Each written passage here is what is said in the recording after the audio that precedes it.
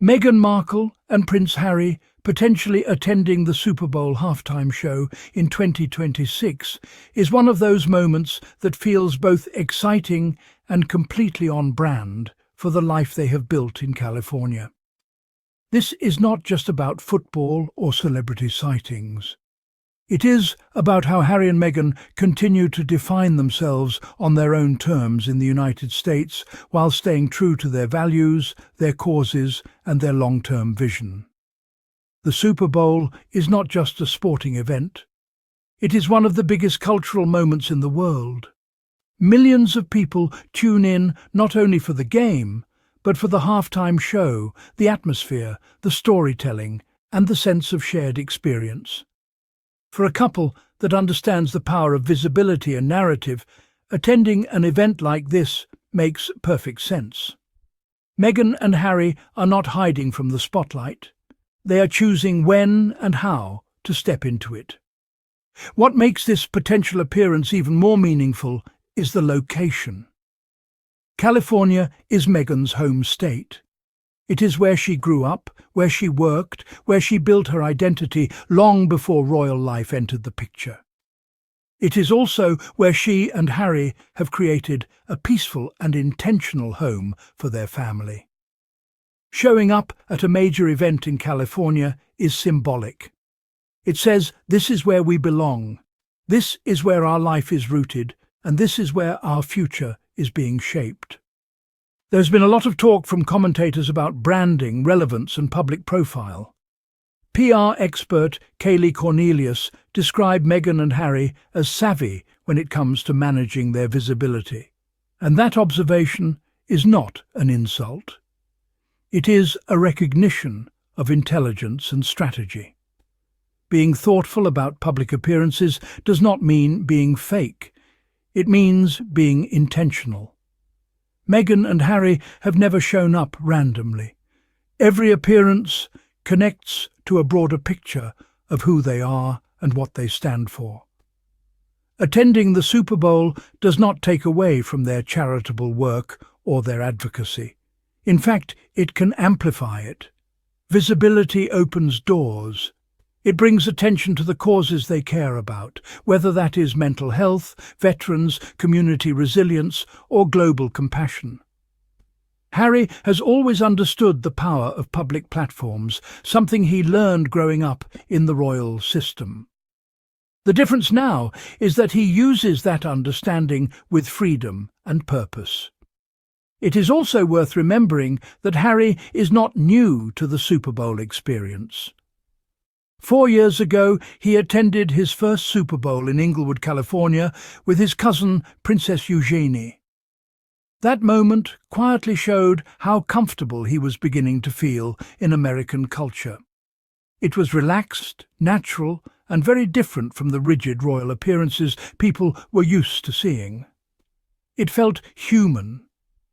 Last year, Harry and Meghan chose to prioritize the Invictus Games over attending the Super Bowl.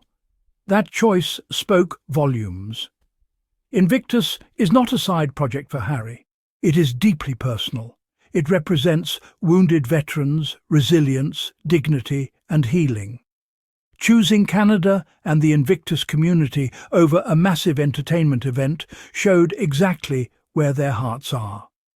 They are not chasing attention.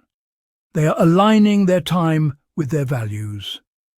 This year, with no overlap between Invictus and the Super Bowl, the possibility of their attendance feels natural rather than forced. Former royal aide Grant Harold pointed out that without scheduling conflicts, it makes sense for them to make an appearance. Not because they must, but because they can.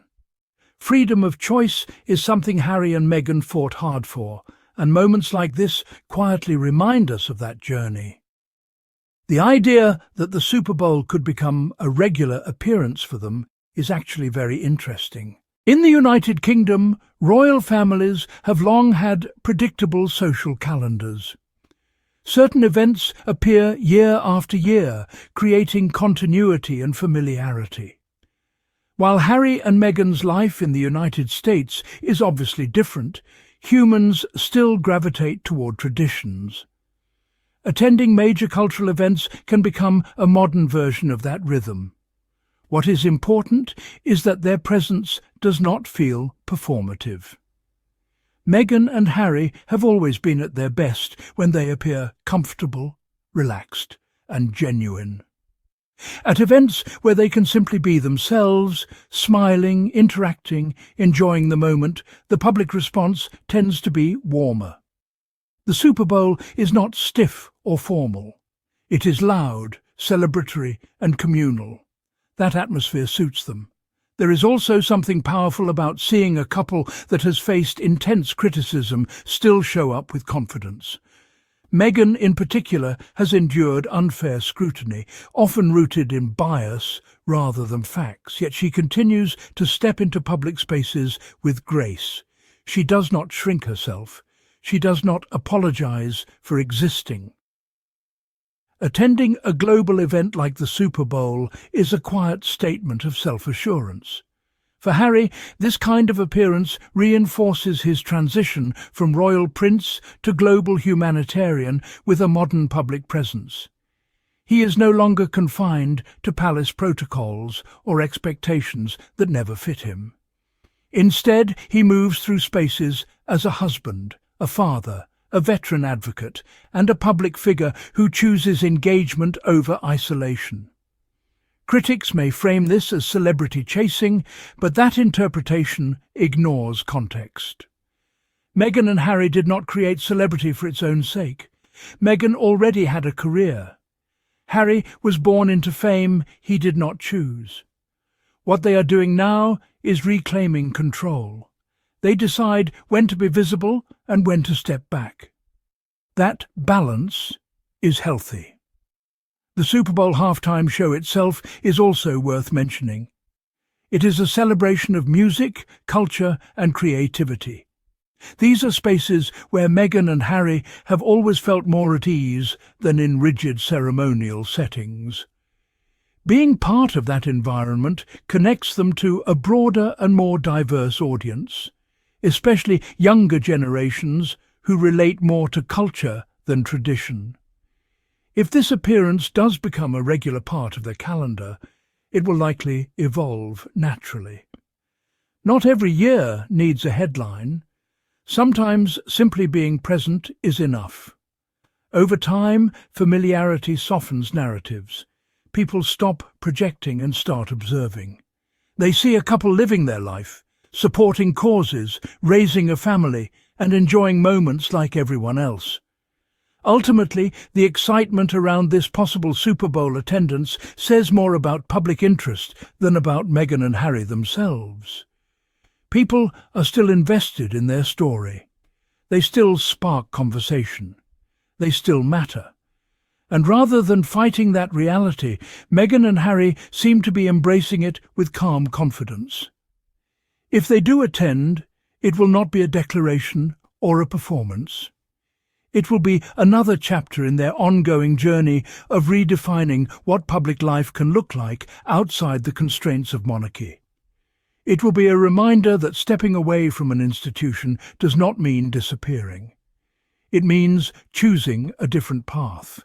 And that, more than anything, is what makes this moment so compelling. Meghan and Harry are not trying to fit into anyone else's expectations. They are building a life that blends purpose, family, and visibility in a way that feels authentic to them. Whether at the Invictus Games, a charity forum, or the Super Bowl in California, they show up as themselves.